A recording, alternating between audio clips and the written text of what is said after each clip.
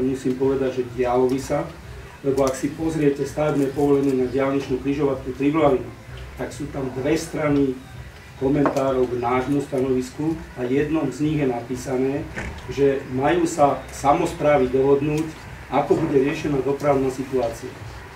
Keďže Triblavinská cesta ide cez dva katastre, de facto je vaše pripojenie na diaľničnú križovatku, vy končíte katastrom Bernolákova a v podstate ste nútení sa dohodnúť, či oni budú súhlasiť alebo nebudú súhlasiť, lebo tá križovatka, na ktorú sa pripájate, je ich katastre.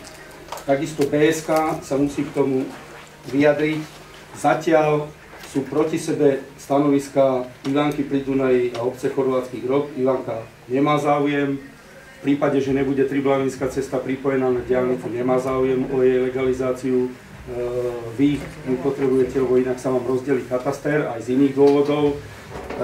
Keďže sa nezjednotili názory samospráv, tak sme sa obrátili na vládu Slovenskej republiky, že kto teda v tejto krajine koordinuje samosprávy. Výsledok bol taký, že každá samospráva si robí to svoje, takže aj keby tá petícia nebola, tak verte tomu, že na základe toho stavebného povolenia, my ako účastník povolenia, ktorý sme tam napísali, by sme asi nezostali nevšímali k tomu, že sa tým nejaká vec nerieši, ale petícia, ktorú zorganizovali ľudia z druhej strany, pretože už teraz nevedia, čo s tou starou Seneckou bude, tak tá samozrejme pomohla tomu, že sa o tom začalo diskutovať. Ale aby bolo úplne každému jasné, dnes sú už publikované vyhlásenia nového ministra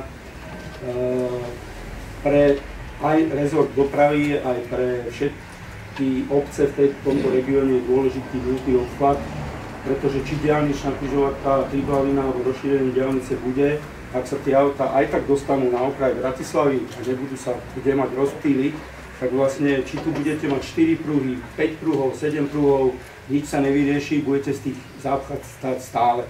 Takže prioritou, tak ako to tlmočil šéf rezortu oficiálne, je nultý obchvat a aj NDSK, aj ministerstvo budú hľadať také riešenie, ktoré čo najskôr umožní nultý obchvat začať realizovať.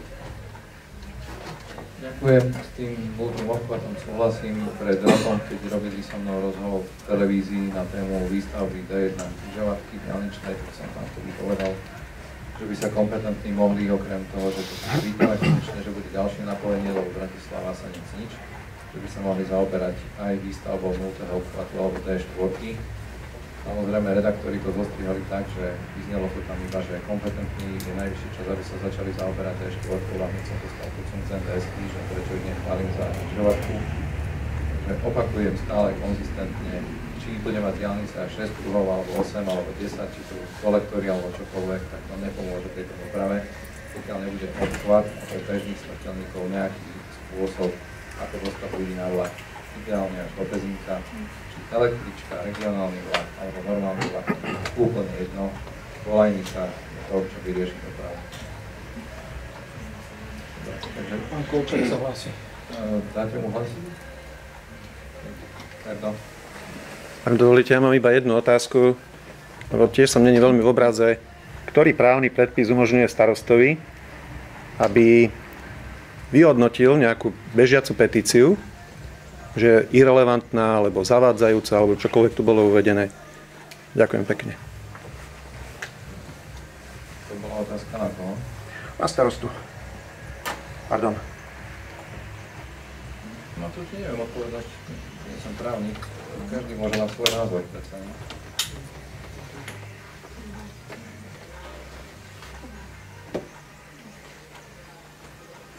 Dobre, ja by som pre objektívnosť ešte padlo meno siete, že prečo starosta Mrvá z Vajnor propaguje celú túto záležitosť. Myslím si, že o tomto celom si nájdete kopec vecí na internete. Takisto pán Sládeček má pozemky, ako pani Vítrová zastupuje developera, ktorý tam vlastní pozemky, takže mi je úplne jasné. Keď sa spojili všetky tieto 4 inštitúcie, štvrtý je firma Europolis Rakúska, ktorá má tiež pozemky v našom katastri, ale na tej strane Ivanky.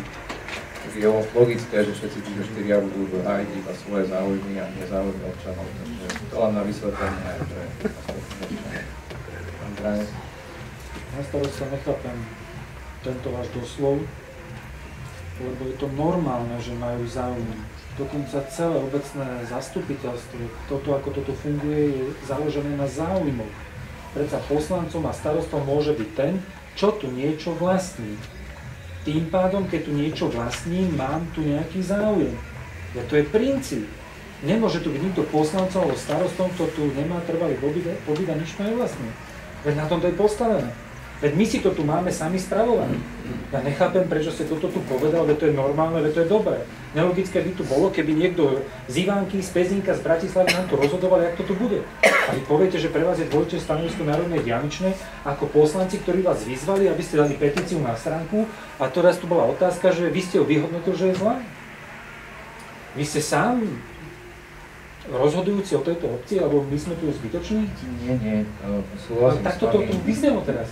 Od toho je tu samospráva, Franka Michalková dala poznámku na tému siete. Ozval sa pán... Pardon, to bolo na mrvu. To bolo to o sieti Dobre, nepadlo, tak na mrvu, okej, tak robíte to bežne, takže ja som len chcel podať vysvetlenie, že hájim záujmy občanov celej tejto obce a zatiaľ niektorí iní občania spôsobili to, že sa vlastne celá táto diaľničná záležitosť môže natiahnuť a môže sa celé zlepšenie dopravy v tomto regióne zbytočne oddialiť. Pán starosta, zase zavádzate. V roku 2013 bolo stavebné povolenie na stavbu s kolektormi. Niekto si to sám zmenil. V decembri 2015 dal zmenu stavby pred dokončením. Ak by to bolo tak, ako starosta v 2012 dali ich stanovisko, že chcú kolektory, nič by sa nebolo diať. Niekto začal špekulovať. A vy to teraz hádžete na nás, že my za to môžeme? Za to môže ten, čo začal špekulovať. Veď to bolo dohodnuté 2013. Áno, ale nehážte to na mňa, že ja tu robím zmeny stavby pred dokončením. Ale my sme vám dali nejaké úlohy a vy ste ich nesplnili. A vyhovárate sa na nich, že tá petícia je zlá, preto ju tam nedáte. Potom poviete, že nemáte linku. Vy sám si sebe protirečíte. Pán Granec, v súvislostiach treba. Na druhý deň, no veď teraz tu odzneli tie dátumy. My sme mali 16.2. zastupiteľstvo, kde som prvýkrát počul o nejakej petícii. 17.2. sme mali stretnutie Červenka a Schreiner, starosta Ivánky, kde som sa dostal do obrazu, pretože oni si tými zastupiteľstvami prešli. Pán starosta, ja som na tom obecnom zastupiteľstve v Bernolákove bol. Oni tú petíciu tam majú, tam to tiež odhlasovali. Áno. No, my sa bavíme o tom, prečo si tú petíciu nedal na našu obecnú stránku. Hovorím, že som nemal žiadne. Práve tu mám otvorený mail z 3.3.17.02, ktorý konkrétne Jozef Selek poslal Radovi Benčíkovi a všetkým poslancom do kopie, kde je nie len ten predmetný link, ale kde je odkaz na Bernolákovo aj na Facebook, kde rieši a ešte prílohou je plagát z tej petície. Áno, bavíme sa o dátume 17.2. Ja som nemal žiadny link na petíciu. Pýtaš tam 3.3. to je viac ako 2 týždne potom zastupiteľstvo. Áno, lebo ste mali na to 11 dní a keďže ste to neurobil, tak niekto odkontroloval, či to vôbec robíte a upozornil vás na to v dobrej viere namiesto vás. Presne tak, tým, že to ešte 3.3.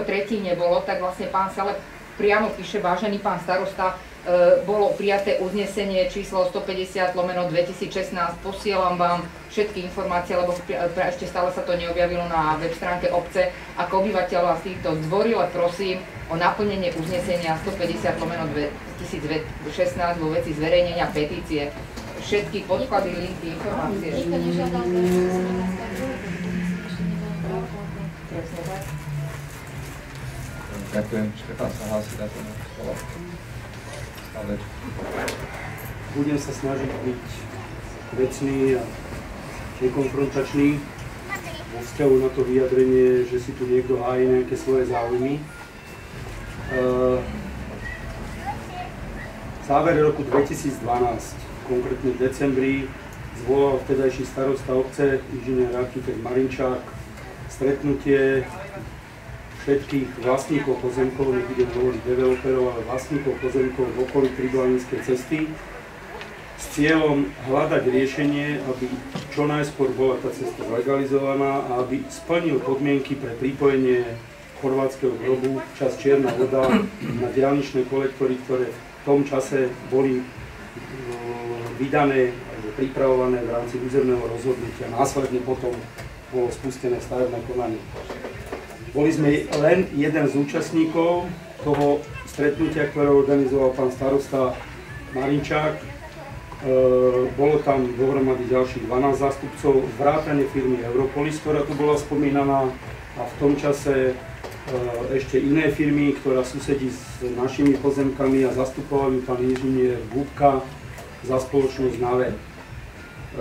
Na základe tohoto stretnutia, ktoré vtedy zvolal pán Marinčák, aby sa dohodli záujmy, ako tu bolo povedané, s cieľom zabezpečiť záujem obyvateľov, lebo treba povedať jednu dôležitú vec, bavíme sa o izolovanom území na Triglavine a čiernou vodou, medzi ktorou je asi 1,5 km, alebo ja neviem to odhadnúť, je cesta, ktorú kedysi bola vybudovaná na to, aby spájala areály bývalého vidinárskeho majetku štátneho, ktorý všetko patrilo pod Ivanku pri Dunaji.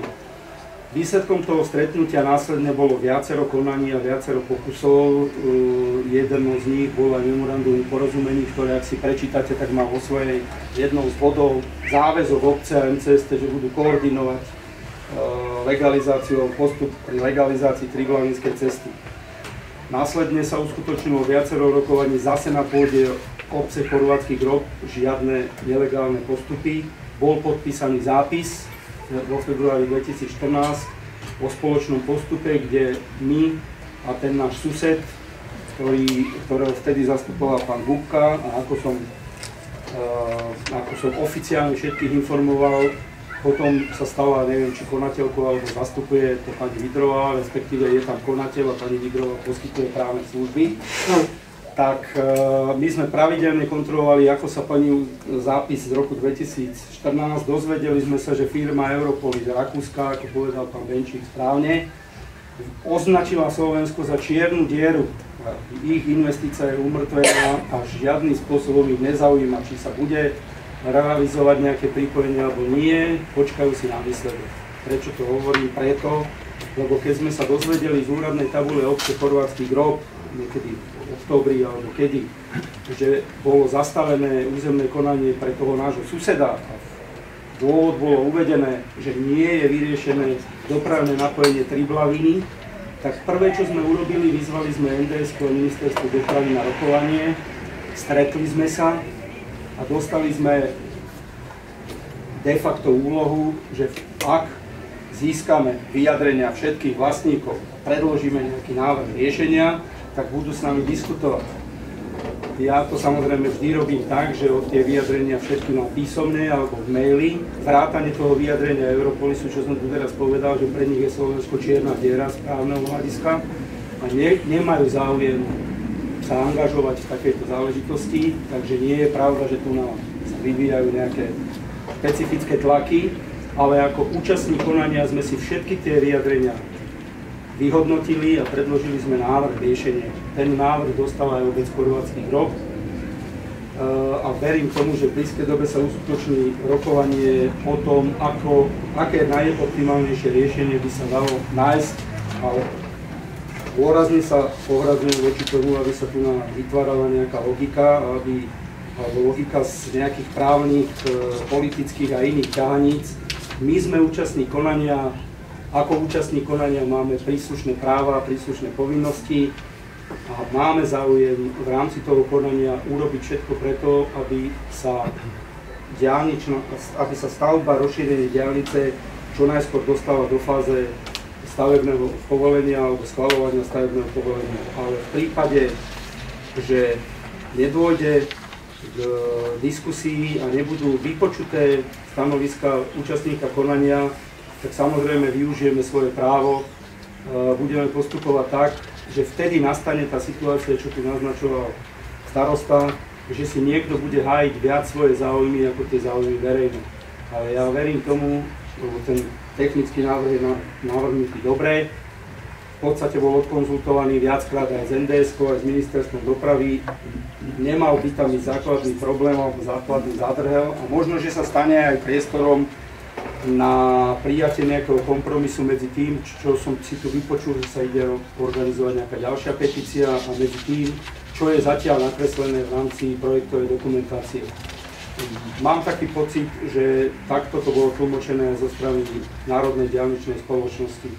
Tá našťastie zatiaľ s výnimkou vrcholového vedenia nepodlieha úplne zmenám po voľbách, ale aj pred vchádzajúcej vlády ešte za premiérky Radičovej, aj za Ficovej vlády, aj teraz sú tam stále tí istí odborníci, s ktorými komunikujeme. Takže bol by som rád, keby toto zostalo vo vecnej rovine. A ak sú takéto výhrady, boli ste oslovení oficiálne, skúste oficiálne reagovať, ubehlo už 30 dní a neskúšajme to dávať do polohy, že tu sú nejaké záujmy. My sme tie záujmy tlmočili a vy o nich viete od začiatku, aj vrátane súhlasu, ktorý sme dali pre spoločnosť toho nášho suseda na prejazd cez náš areál. Logicky sme aj my mali záujem, keď sa podarí im sa pripojiť na diaľničnú križovatku, tak my budeme mať recipročné súhlas od nich. Je to absolútne transparentné, boli ste o tom informovaní dostatočne predstihu, dokonca by som povedal obratom, ako to bolo vydané. Nepodsúvajme to do polohy, že sa tu dejú nejaké zákulisné veci. Opak je pravdou, tie petície sú vyvolané práve takými vyhláseniami, z čoho sa robí politika. Ja som to preto 4.3. bol nútený poslať, lebo ste ma zaradili, páni starostovia domnožili nejakých ľudí, ktorí nevedia, o čo ide. Ja mám 5 rokov archivovanú dokumentáciu a nič tam nie je neodborné, nič tam nie je odtrhnuté od reality. Je to všetko v súlade s tým, ako sme sa vyjadrovali predtým a ako to od nás celá obec. Ďakujem. No. Že či ideme ďalej, alebo... Nie, ako rada by som teda ešte sa vrátila k tvojmu použitiu môjho mena v súvislosti s nejakými inými záujmami. Mám tu mail pred sebou od teba z 28.10., kde si osobne preposlal zápis z rokovania ohľadne, aby som bola presne, budem citovať. Záznam z pracovného rokovania, ktoré sa konalo v priestoroch zhotoviteľa stavby D1 Bratislava Trnava, križovatka Triblavina dňa 16. oktobra 2015 v súvislosti s napojením križovatky Triblavina na cestu 2502. Podľa prezenčnej listiny boli prítomní okrem iných starosta obce Chorvátsky Grob, Tautnis zo Starland Holdingu.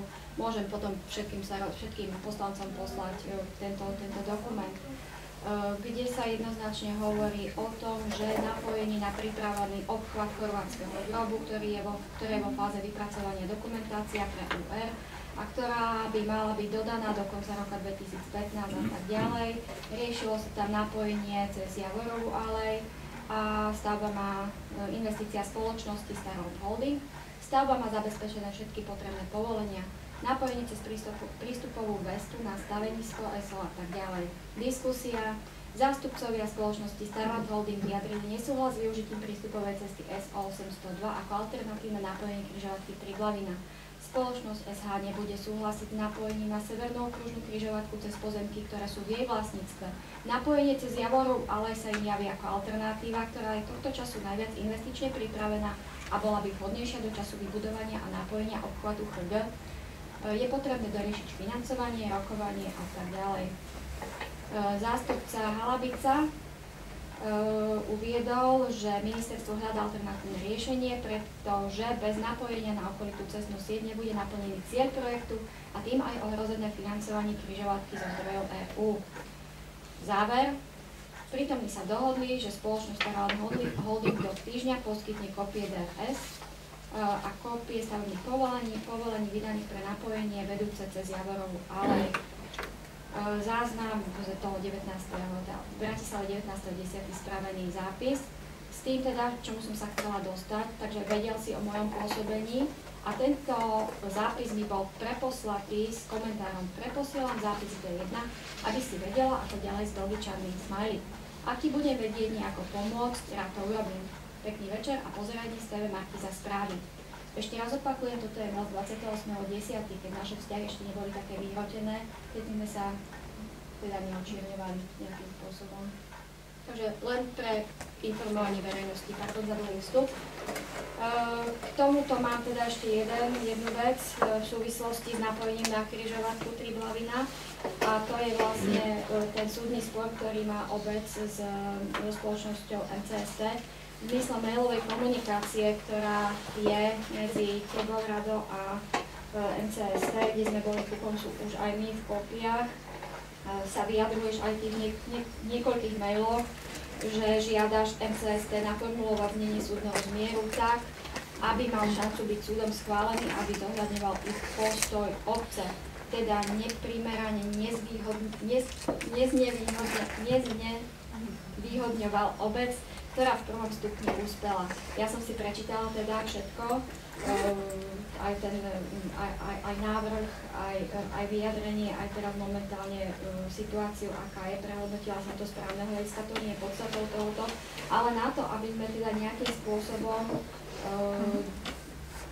umožnili napojenie časti Čierna voda cez Triblavinskú cestu a v zmysle teda týchto mailov a vašich dohovorov so spoločnosťou MCST navrhujeme prijať uznesenie. Obecné zastupiteľstvo odporúča starostovi rokovať o schválení súdneho zmieru z MCST. Text súdneho zmieru predložiť na schválenie obecného zastupiteľstva na najbližšom zasadnutí obecného zastupiteľstva. To bol text navrhovaný po uznesení. Teraz som sa trochu stratil, priznám sa. Kto má predložiť ten zmier? MCST. Ho predložilo. Predložilo? Áno. A my odporúčame starostovi rokovať o schválení súdneho zmieru a jeho text finálny predložiť na najbližšie zasadnutie obecného zastupiteľstva. Čiže na to ďalšie, hej? Áno. Dobre. Lebo na tému tej prvej veci, toho stretnutie, čo bolo v spoločnosti PORR na stavbe, tak áno, je pravda, že sme tam mali stretnutie s NDS-kou, s ľuďmi z ministerstva dopravy, boli tam aj ľudia zo Starlandu, ja som tam bol, ešte aj ďalší starostovia, samozrejme ľudia z BSK. Hľadali sme spôsob, ako napojiť našu lokalitu na Triblavínsku, teda cez Triblavínsku, cez tú staveničnú komunikáciu,